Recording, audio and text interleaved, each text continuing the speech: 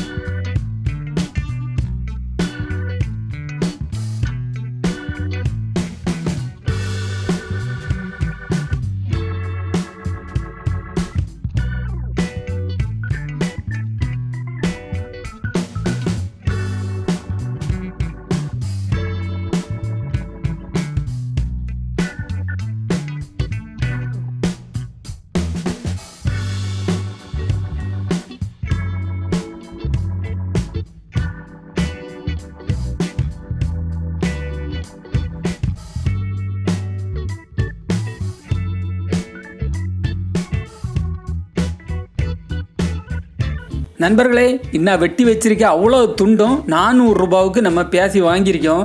இது லாபமா நஷ்டமா அப்படின்னு உள்ளதையும் கமெண்டில் சொல்லுங்கள்.